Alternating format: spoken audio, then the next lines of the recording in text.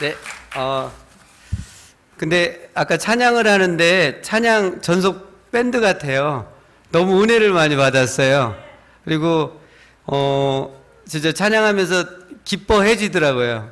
여러분들 모습 보면서 약간 졸리기도 하고 처음에는 들어올 때 근데 찬양하면서 너무 기쁘고 또 너무 청년들인데 정말 하나님의 그런 사람 모습으로 너무나 밝고 또 너무 세상 어디에서 볼 수 없는 그런 모습들이었어요.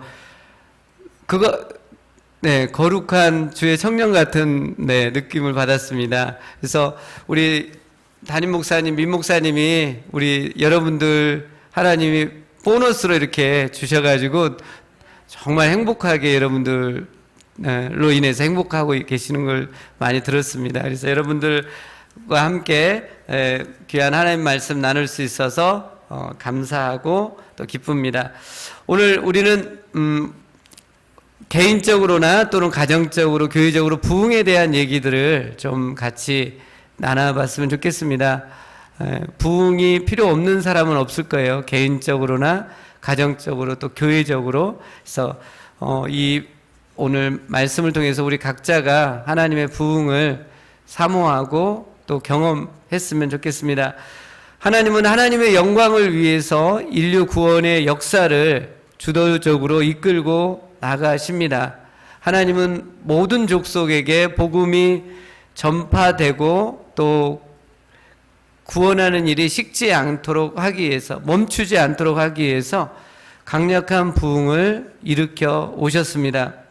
하나님의 부흥이 오면 사람들, 또 믿지 않는 사람들까지 큰 충격과 놀라움을 받습니다.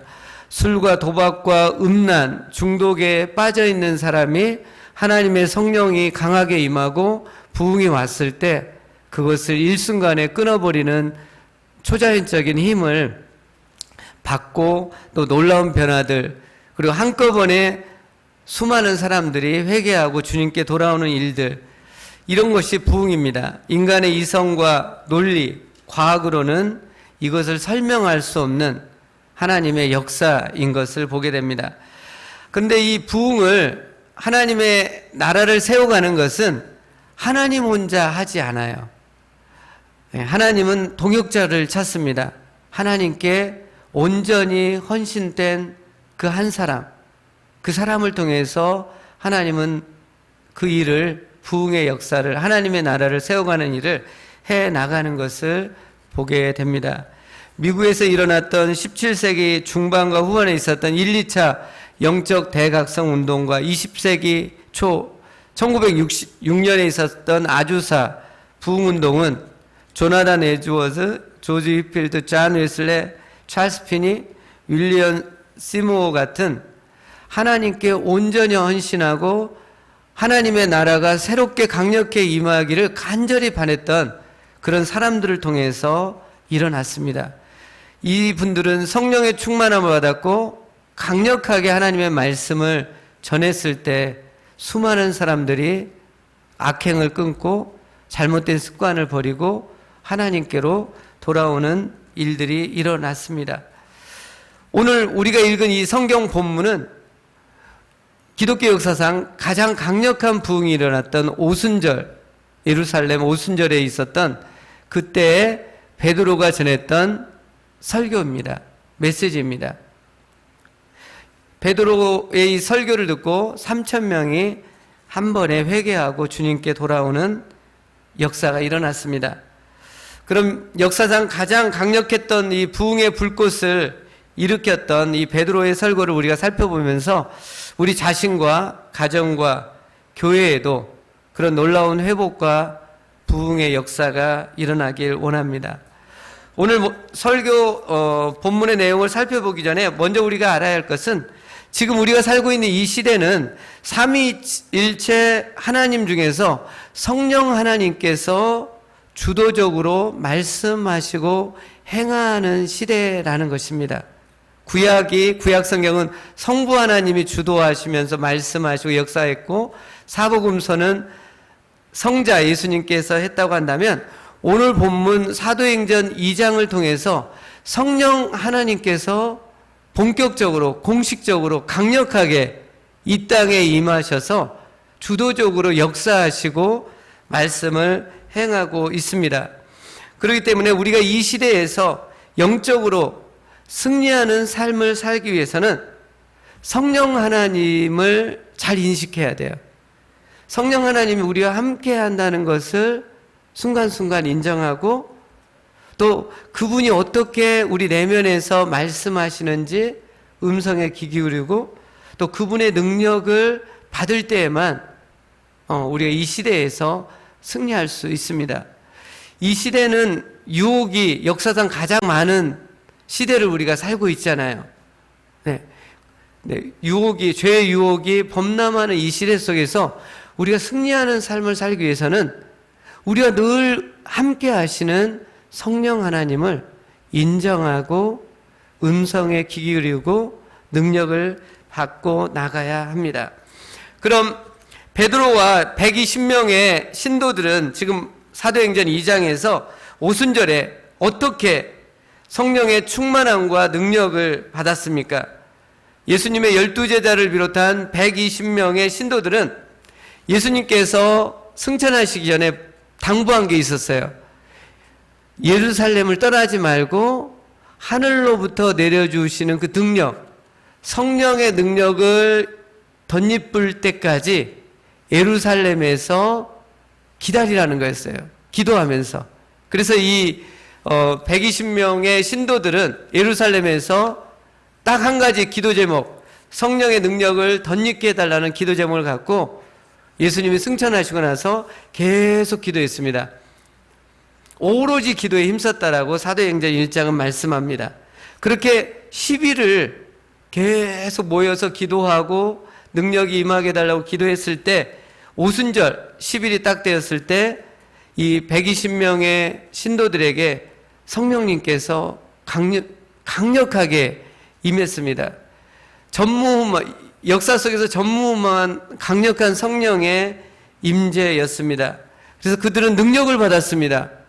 성령의 능력을 받으니까 어떤 일이 있었냐면 전무후무한 역사인데요. 120명의 이 신도들이 세계 각국의 언어로 말을 하기 시작한 겁니다.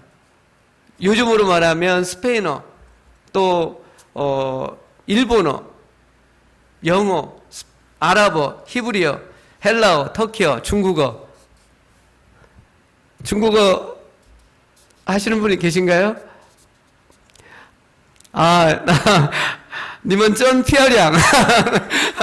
네, 제가 중국에 있었잖아요. 그래서 많이 까먹었지만 그래도 중국에 있을 때는 계속 중국 대학생들 사역을 했으니까 님은 전 피어량은 당신들 정말 아름답습니다. 그런 중국말인데요. 여하튼 이런 말들을 성령의 능력을 받으니까 세계 각국의 언어로 막 듣도 배우지도 못했는데 이 신도들이 하게 되었습니다. 이게 성령의 강력한 능력이었습니다. 오순절을 지키기 위해서 전 세계에서 흩어져 있던 유대인들이 몰려왔는데 이들이 다 자기 나라 각국의 언어로 듣기 시작하면서 충격을 받았습니다. 이들이 술에 취했다라고 얘기도 했습니다. 그만큼 이 120명의 신도들은 성령의 강력한 능력을 받은 것을 볼 수 있습니다. 이런 외적인 능력뿐만 아니라 성령이 강력하게 임하면 내적인 심적인 놀라운 변화가 일어나는 것을 오늘 말씀을 통해서 볼 수 있습니다. 사도행전 2장 14절 말씀입니다. 우리 한번 같이 읽겠습니다. 사도행전 2장 14절 시작. 베드로가 11사도와 함께 서서 소리를 높여 이르되 유대인들과 예루살렘에 사는 모든 사람들아 이 일을 너희로 알게 할 것이니 내 말에 귀를 기울이라. 베드로가 지금 14절부터 이제 설교를 들어가는데 수천 명의 유대인들 앞에서 서서 설교를 할 때 그러면 나머지 11명의 사도들은 뭘 하고 있었나요? 뒤에서 팔짱 끼면서 베드로가 어떻게 하나 그렇게 보고 있었나요? 그렇지 않습니다. 그들 모두도 베드로와 같은 마음으로 일어섰습니다. 그리고 베드로를 향해서 적극적으로 지지하고 있는 것을 볼 수 있습니다. 사도들이라면 역사상 가장 큰 부흥의 현장에서 자기가 나서서 설교하고 싶은 마음이 있을 것입니다. 지금 민 목사님이 이렇게 제가 여기 펜사콜라 여행 왔는데 설교자로 세워주셨잖아요. 굉장히 저를 높여주고 있는 거예요. 제가 왜 이 웃음을 하는지 모르겠지만 하여튼 굉장히 이걸 존중해 주는 거예요. 그러니까 사역자들은, 여러분들은 모르겠지 모르겠지만 사역자들은 이렇게 강단에서 이게 말씀을 전할 수 있는 이 기회를 준다는 것이 굉장한 거거든요, 사실은. 네, 그렇습니다. 근데 아마 사도들도 그랬을 거예요. 자기가 서고 싶었을 거예요. 근데 성령께서 이 베드로를 내세우니까 11명이 다 마음을 모아서 이렇게 지지하는 것을 볼 수 있습니다. 우리 2주에 그 바닷가 고기 드시러 가잖아요. 소고기. 우리 형제님이 이제 지금 임명이 됐는데 같은 마음으로 이렇게 지지해 주면 좋잖아요. 아주 저희도 엊그저께 먹었는데 너무 입에 녹소 아세요? 입에 녹소 소고기. 소는 누가 키우죠? 하여튼 아시나요? 네, 죄송합니다. 네, 하여튼 소고기 한국에서는 이게 스테이크 먹어볼 수 없는 고기잖아요.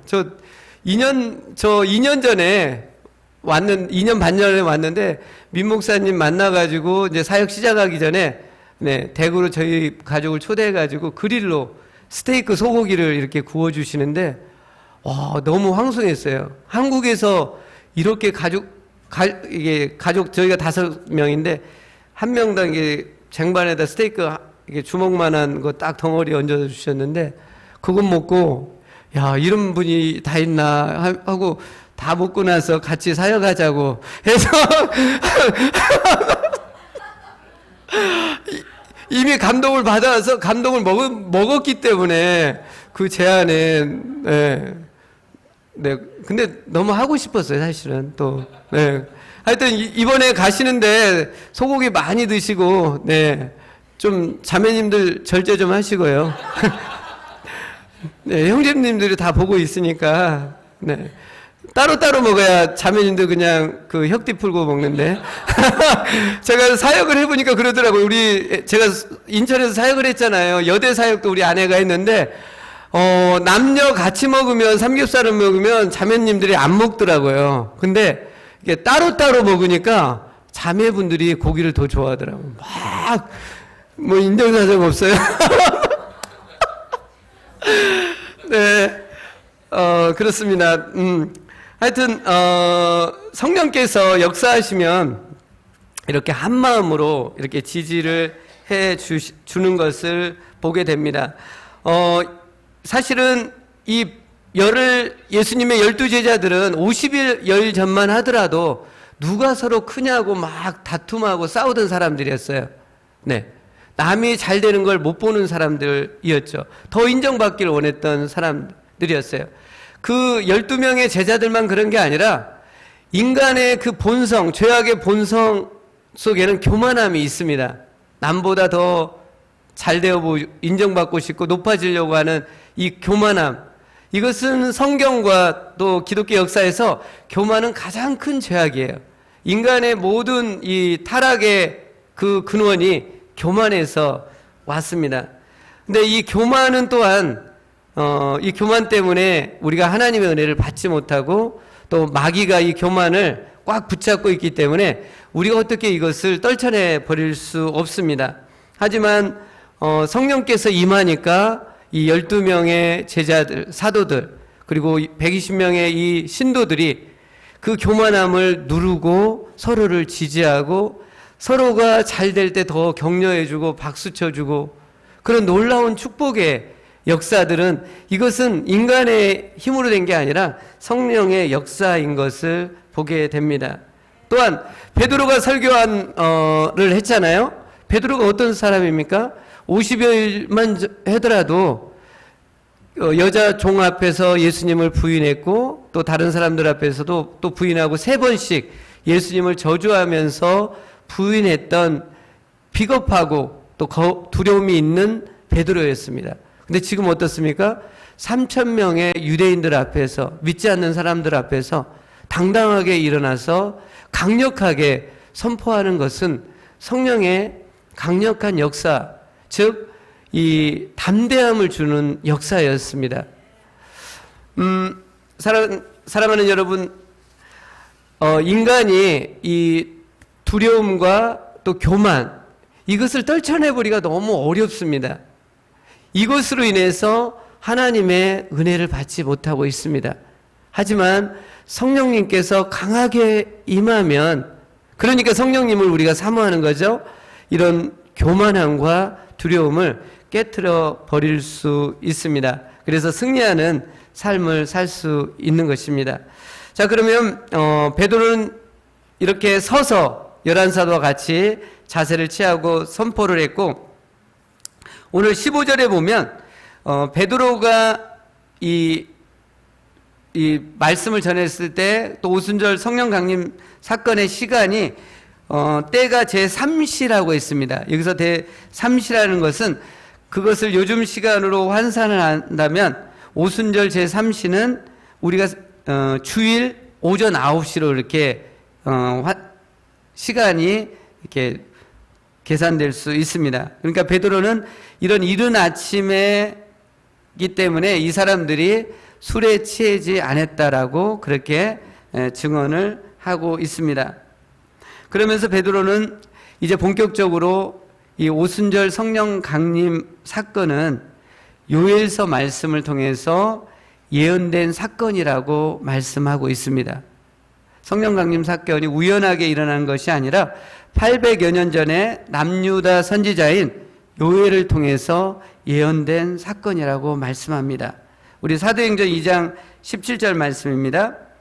우리 한번 같이, 우리 형제님들 한번 크게 한번, 자매님들 졸음 깨도록 한번 읽어주시겠어요? 큰 목소리로 시작. 하나님이 말씀하시기를 말세에 내가 내 영을 모든 육체에 부어주리니 너희의 자녀들은 예언할 것이요 너희의 젊은이들은 환상을 보고 너희의 늙은이들은 꿈을 꾸리라.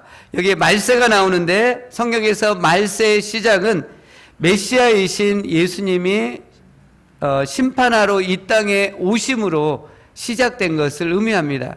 그러니까 예수님이 오시고 나서 지금 2000여 년이 지났으니까 우리는 지금 더 말세의 시대를 살고 있습니다. 이 예수님이 말세에 오셨을 때 성령님이 강력하게 임하게 되고, 그때 자녀들은 예언하고 젊은이들은 환상을 보고 또 노인들은 꿈을 꾸고 남종과 여종들도 예언할 것을 말씀을 하고 있습니다. 그리고 예수님이 오셨고 또 성령 강림을 통해서 지금 이 일들이, 환상을 보고 꿈을 꾸고 예언하는 일들이 이 사도행전 2장에 일어나고 있는 것을 보게 됩니다. 구약시대에는 하나님의 선지자나 특별한 종들에게만 예언과 환상과 꿈을 통해서 하나님의 계시가 제한적으로 전달이 되었습니다. 하지만 오순절 성령 강림을 통해서 성령님을 받은 사람이면 남녀노소를 불문하고 누구든지 예언을 할 수 있고 환상을 보고 꿈을 꿀 수 있다고 말씀합니다. 여기서 예언이라는 것은 단지 미래의 일을 그냥 말하는 것이 아니라 하나님의 말씀과 뜻을 깨닫고 선포하는 것을 의미하고, 환상은 영어 성경으로 비전으로 번역이 되어 있는데 꿈과 함께 어떤 특별한 상황을 보는 것을 의미합니다. 여러분은 지금 어떤 예언의 말씀을 갖고 있습니까? 어떤 비전을 보고 있습니까? 어떤 꿈이 있습니까? 성령님이 우리에게 충만히 임하면 우리는 이전에 생각하지 않았던 어떤 인간적인 생각이 아닌 하나님께서 초자연적으로 예언의 말씀을 주시고 비전을 주시고 꿈을 주시는 것입니다. 이것은 하나님이 위에서 부어주시는 거예요. 생각을 내려주시는 것입니다. 예언과 비전과 꿈은 미래적인 희망적인 것입니다. 그래서 예언의 말씀이 있고 비전이 있고 꿈이 있는 사람은 미래를 향해서 가슴 벅찬 희망이 샘솟는 것을 보게 됩니다. 저는 2002년도, 2003년도 겨울에 중국 길림성이라는 곳이 있는데 길림성의 성도인 장춘에 있는 길림대학의 단기 선교를 2주간 2차례 다녀왔습니다. 길림대학은 중국에 한 2000여 개의 대학이 있는데 그 중에 한 10위권에 드는 아주 우수한 학교였습니다. 저는 그때 한 20명의 우리 대학생들과 같이 길림대학에 가서 단기 선교를 했어요. 중국 학생들을 접촉하고 또 2-3차례 접촉하고 나서는 보완이 필요한 지역이잖아요. 공산 지역이니까. 그래서 2-3차례 접촉하고 나서는 개인적으로 또 복음을 전하고 또 밤에는 접촉했던 사람들을 위해서 뜨겁게 기도하고 이렇게 하는데 그렇게 2차례 하는데 성령님께서 제 마음에 어떤 생각을 주셨냐면 중국에 선교사로 가야겠다라는 비전과 꿈을 품게 해 주셨습니다. 단기 선교로만이 아니라 장기 선교사로 가야겠다는 생각을 가졌어요. 그래서 5년 후에 2008년도에 중국 선교사로 가서 2015년까지 귀국할 때까지 하얼빈 대학에서 사역을 했는데 정말 하나님의 크고 놀라운 역사들을 경험했습니다. 얼마나 감격이 됐는지 모릅니다. 이 중국 아버지가 공산당인데 그 아버지 몰래 자기는 마음이 너무 불안하고 그래서 예수님 믿으면 평안하냐 그래서 그렇다고 하니까 아버지 몰래 예수님을 믿는 형제도 있었고 수많은 형제들이 주님께로 돌아오는 그런 벅찬 감격이 있었습니다. 전에 중국 선교사로 가야겠다는 생각 제 계획 속에는 없었습니다. 근데 하나님이 단기 선교로 가서 사역하는 동안에 하나님이 그런 비전과 꿈을 주시고 이끌고 오시는 것을 보게 됩니다. 그리고 중국 선교를 거좀 마칠 쯤에는 2014년, 15년부터는 미국 달라스 포트워스에 있는 사우스 웨스턴 침례 신학원이라고 들어는 보셨나요? 별로 안 유명한 데였군요. 텍사스에는 좀 유명하다고 그랬는데, 네. 그 사우스 웨스턴 침례 신학대학원에 와서 신학해야겠다는 그런 흥분된 꿈을 품게 되었습니다. 그래서 어렵게 좀 늦은 나이에 IBT 토플 아시죠? 보셨죠? 다 보시고. 네. IBT 토플을 준비하는데 그 신학원에 점수가 안 나와가지고 너무 고생을 많이 했습니다. 그래서 토플 시험을 점수가 안 나오니까 1번 치고 2번 치고 3번 치고 4번 치고 5번 치고 여러분이 놀랄 때까지 계속 얘기하겠어요. 6번 치고 7번 치고 8번 치고 9번 치고 이게 점수가 너무 안 나오더라고요. 네. 근데 정말 한 4-5년 걸린 것 같아요. 점수가 너무 안 나와가지고. 그래서 첫째가 지금 한국 나이로 만으로 20살 이번에 대학 가는데 초등학교 6학년 때부터 아빠 미국 간다라고 얘기를 했는데 계속 중학교 2-3학년 되고 고등학교 가도 이제 첫째가 착해요. 여러분들보다는 좀 어떨지 모르겠지만 착하다고 소문이 났는데 네, 정말이에요. 근데 이 첫째가 저한테 조용히 와서는 아빠 근데 우리 언제 미국 가요? 애들한테 초등학교 6학년 때부터 미국 간다고 다 얘기해가지고 중학교 때 갈 줄 알았는데 고2 마치고 2020년도 12월에 미국에 왔습니다. 어렵게 와가지고 여하튼 하나님이 주신 꿈이 있으니까 포기할 수가 없게 되더라고요. 그리고 이게 더 떨어지면 떨어질수록 하나님이 어떻게 역사하실까. 네. 근데 정말 제 안에는 하나님이 저에게 줬다라는 확신이 있었거든요. 네. 그렇게 해서 결국은 왔고, 예, 들어오자마자 코로나도 걸려서 2주 죽을 고생도 했고요. 여하튼 그걸 다 이겨내고 했더니 또 우리 하누리교회에서 민 목사님 정말 귀하신 목사님 잘 만나가지고 지금 이게 승계받아서 지금 도노사역 잘하고 있고 펜사콜라까지. 제가 어떻게 펜사콜라 이 은빛 모래 사장을 모래사장 모래 해변을 언제 거닐어 보겠어요? 네. 여러분 자주 거닐어 보셨죠? 거기 가면 태학인가요? 네. 하여튼 너무 좋더라고요. 네. 바다 물결도 너무 깨끗하고, 그래서 다들 피부도 좋은 거, 우리 자매님들 피부도 좋은 것 같고. 여하튼, 여러분의 신앙 여정 가운데 성령님이 주신 예언의 말씀, 비전, 그 꿈을 품었던 때가 있었을 것입니다. 그때 우리 영혼은 기뻤고 감격이 넘쳤을 것입니다. 이제 다시 한번 그때의 감격, 열정, 비전, 흥분을 새롭게 회복해야겠습니다. 한때 나도 뜨겁게 신앙 생활했고 감격했었지 라고 하지 마십시오. 성경은 과거 한때 만족한 것으로 얘기하지 않습니다.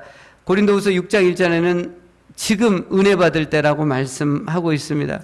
지금 이 시간을 놓치지 마십시오. 이것이 기회입니다. 나이가 어린데 왜 극성맞게 하나님 말씀을 듣고 배워야 해? 라고 하지 마십시오. 청년의 태에 스펙을 쌓아야지 무슨 비전을 필요해? 라고 하지 마십시오. 연세가 들었는데 이 나이에 무슨 꿈을 꾸어야 해? 라고 하지 마십시오. 오늘 성경은 성령님이 강력하게 임하면 자녀들은 예언을 하고 청년들은 비전을 보고 노인들은 꿈을 꾼다라고 말씀하고 있습니다. 남녀노소를 불문하고 누구든지 지금 성령의 충만함을 받고 능력을 받으면 성령님이 주시는 놀라운 하나님의 예언의 말씀, 하나님의 비전, 하나님의 꿈을 새롭게 품을 수 있습니다. 그때 우리 마음에 이전에 경험하지 못했던 성령님이 주시는 초자연적인 기쁨, 평안, 열정, 능력들이 우리 안에 임하게 되고 신앙의 새로운 회복을 얻게 될 것입니다. 또 요엘 선지자는 19, 20절 말씀에 주의 날이 이르기 전에 하늘의 해가 어둡게 되고 달이 변하여 피가 되고 땅에서는 피와 불과 연기의 진조가 일어날 것을 말씀하고 있습니다. 여기서 주의 날은 하나님의 나라가 최종적으로 완성되는 예수님 재림의 날을 의미합니다. 하늘과 땅에서 일어나는 예수님 재림의 때 일어난 이 일들은 지구상의 모든 사람들에게 두려움과 공포를 줄 것입니다. 하지만 하나님은 믿는 그의 자녀들을 위해서 구원의 길을 마련해 두셨습니다. 그것은 누구든지 오늘 21절 보면 누구든지 주의 이름을 예수님의 이름을 부르면 구원해 주시겠다라는 약속입니다. 사랑하는 여러분, 주의 날, 재림의 날을 향해 갈수록 세계적으로 큰 환난, 재앙들이 일어날 것입니다. 세계적인 큰 환난이 아니더라도 시간이 갈수록 모든 사람은 병과 사고 등과 같은 개인적인 환난을 만나게 될 것입니다. 그러나 우리가 기억해야 할 것은 그런 재앙과 환난이 아니라 그 모든 것들을 다스리시는 전능하신 하나님을 바라보는 것입니다. 가장 어두운 그때, 절망스러운 그때 주의 이름을 부르고 또 불러보십시오. 하나님의 응답이 올 때까지 포기하지 않고 불러보십시오. 제가 중국에 있을 때 그 내몽고로 중국 제자들을 데리고 대학생들 데리고 10일간 이렇게 선교를 갔어요. 근데 내몽고 그 촌에 가서 이제 전도를 하는데 그날 밤에 그 주민이 신고를 해가지고 꽁한 5명이 이렇게 저희 숙소를 시골 그 숙소를 이렇게 들어왔어요. 그래가지고 다른 현지 제자들은 문제가 없는데 이제 해외에서 온 선교사들이 문제인 거예요. 그래서 저를 그 경찰서로 중국 공안들이 경찰서로 데려가지고 신문을 했어요. 뭐 치조를 한 거죠. 뭐 때리고 그러진 않았지만 한 저를 10일 정도 이렇게 감금해 놓고 여러 가지 것들을 조사를 했어요. 그때 저는 많이 기도를 했어요. 지금 제가 여기서 추방당해버리면 지금 하얼빈 대학에서 이제 사역했던 것들이 완성도 안 되고 그런 어려움이 있었기 때문에 그때 주의 이름을 제 인생 속에서 가장 많이 불렀던 것 같아요. 10일 동안 주님, 머리가 아플 정도로 불렀던 기억이 있어요. 주님을 계속.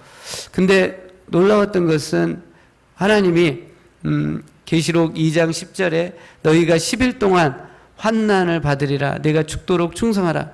내가 생명의 면류관을 내게 주리라.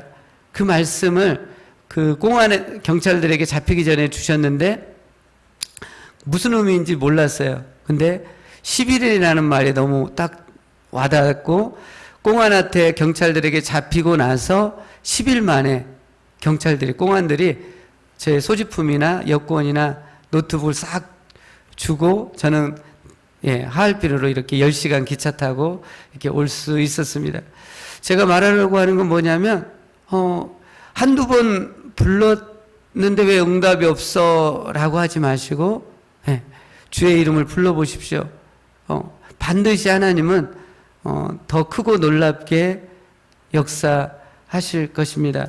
전능하신 하나님께서 여러분들을 안아주시고 새 길을 열어주시리라고 확신합니다.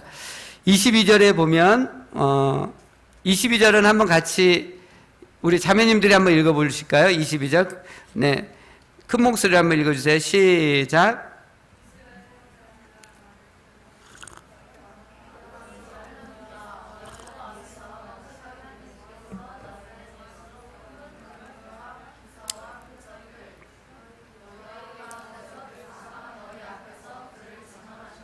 네, 지금 베드로는 이 오순절 성령 강림의 이 사건은 800여 년 전에 예언된 말씀의 성취라고 하고 22절부터는 뭘 말씀하고 있냐면 하나님께서 예수님이 참 메시아 그리스도 구주라는 것을 권능과 표적과 기사를 통해서 확증해 주셨다라고 그렇게 말씀하고 있습니다.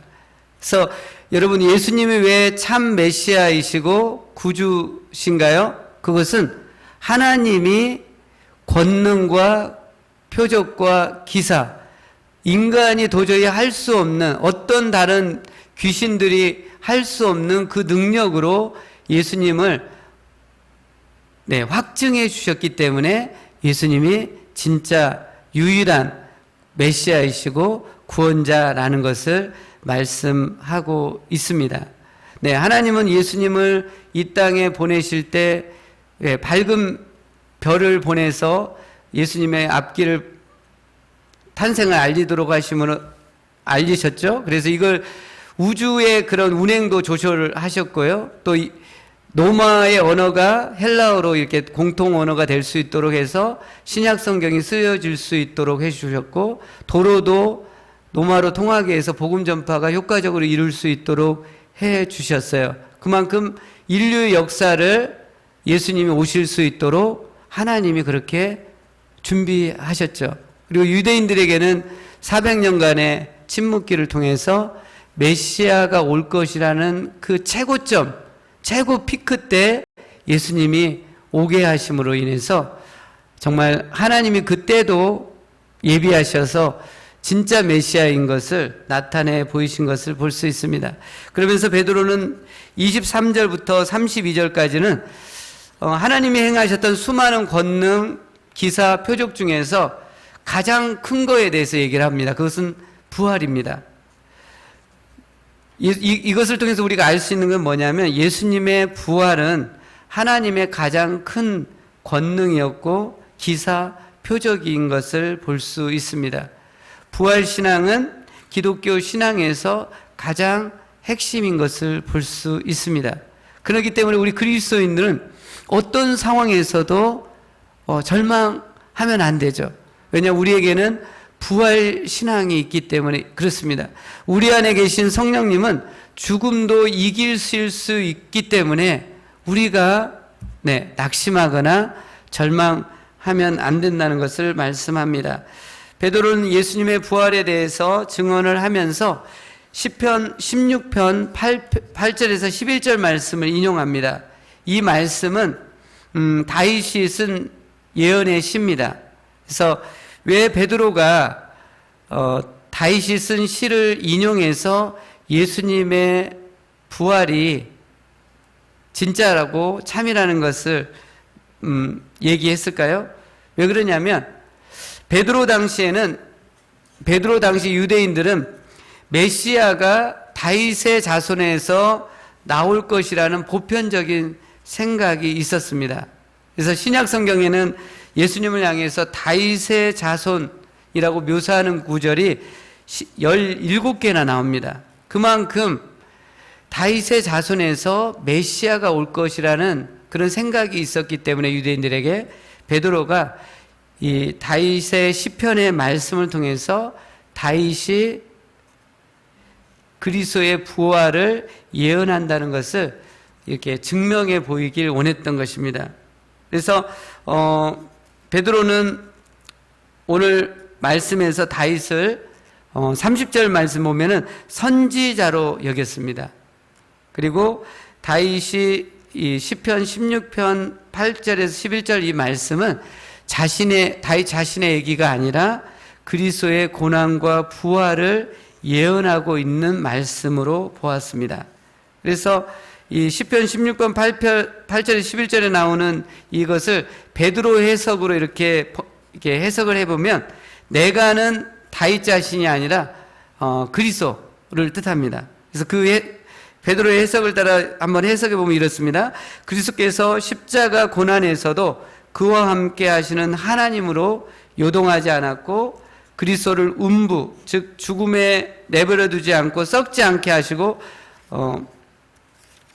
부활하게 하셔서 생명으로 인도하시는 그 하나님으로 인해서 그리스도의 마음과 입술에 기쁨이 임했고 그리스도의 육체도 희망을 가졌다라고 그렇게 해석을 하고 있습니다.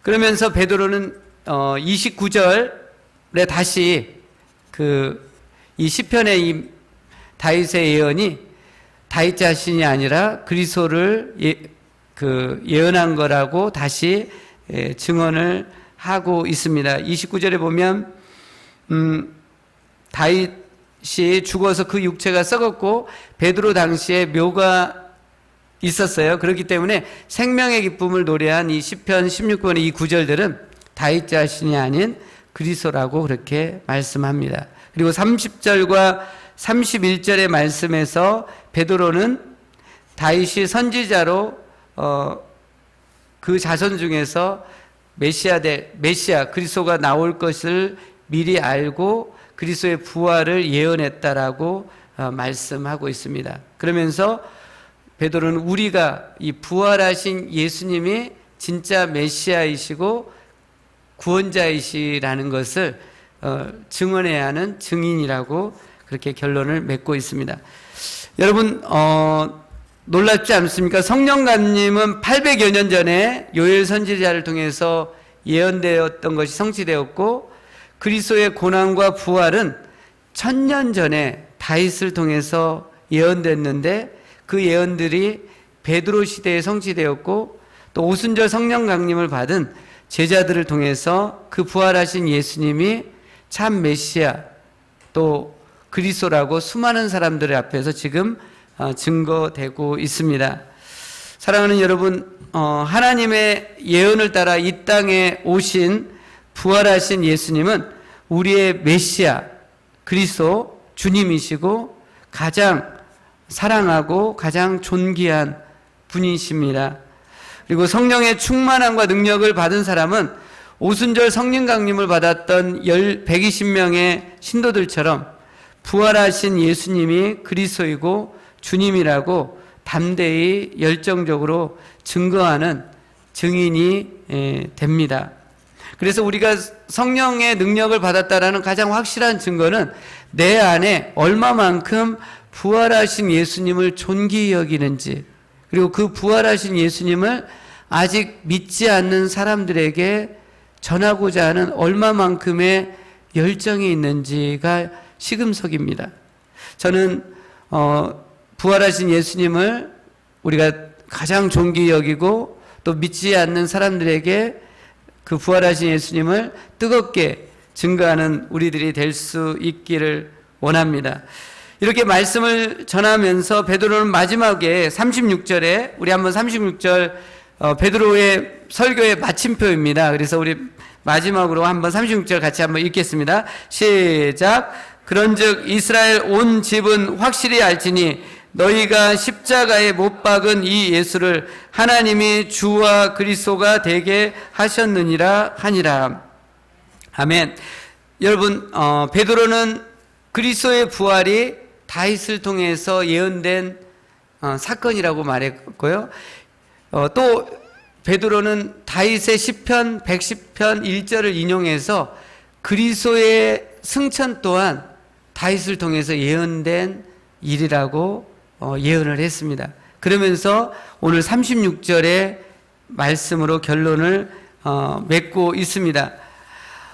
그런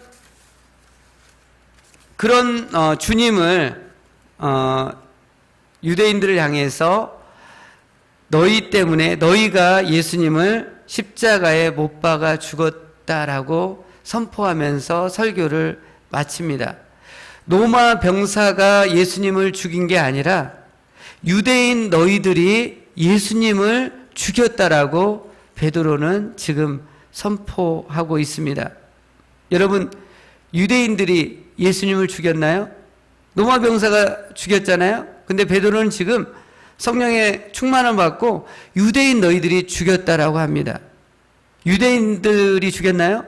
이사야서 53장 5절은 예수님께서 우리의 죄와 허물로 죽으셨다고 합니다. 유대인들도 죽였지만 예수님은 온 인류의 죄를 짊어지시고 허물을 짊어지시고 십자가에서 피 흘려 죽으셨습니다. 그래서 예수님은 다른 사람이 아닌 바로 내가 예수님을 못 박아 죽인 것입니다. 이렇게 베드로의 너희가 예수님을 죽였다라는 이 마침표의 설교를 마침 듣고는 이 유대인들은 마음에 찔림을 받고 어떻게 해야 합니까? 라고 탄식했습니다. 이때 베드로는 회개하고 예수님 믿고 침례를 받고 제사를 받아 성령을 선물로 받으라고 말씀했고 그날 3,000명이 회개하고 하나님께로 돌아오는 놀라운 역사가 있었습니다. 결론을 맺겠습니다. 사랑하는 여러분, 지금은 성령 하나님께서 주도적으로 말씀하시고 일을 행하시는 시대입니다. 성령님을 사모하십시오. 우리 청년들 중에 성령님께서 여러분들에게 주신 그 음성을 듣고 또 성령님이 주신 예언의 말씀을 듣고 또 비전을 보고 꿈을 꾸는 그런 청년들이 나올 수 있기를 원합니다. 거룩한 영이신 성령님께서 우리 안에 충만하게 임하시도록 더 깊이 회개할 수 있기를 원합니다. 우리 모두는 용서받은 죄인입니다. 예수님을 죽인 자는 바로 나 자신입니다. 내 안에 살인자의 피가 흐르고 있다는 것을 잊지 마십시오.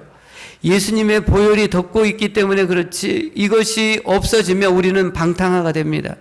우리는 중독자가 될 것입니다. 우리는 형편없는 사람이 전락할 것입니다. 예수님의 보혈로 하나님의 은혜로 지금 이 자리에 우리가 있다는 것을 기억하십시오. 그러니까 의로운 척, 괜찮은 척, 잘난 척 뽐내지 마십시오.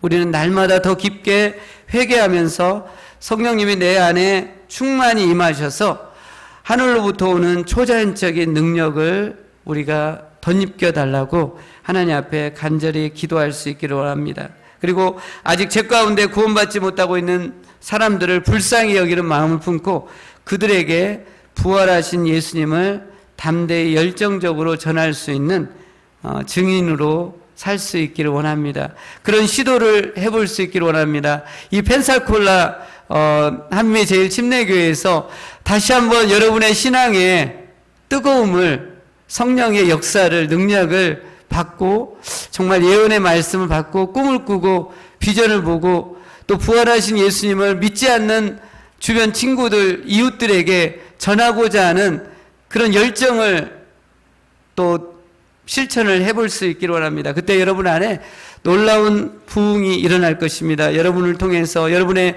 가정과 또 교회, 이 펜사콜라에 하나님의 부흥이 일어날 줄로 믿습니다. 같이 기도하겠습니다.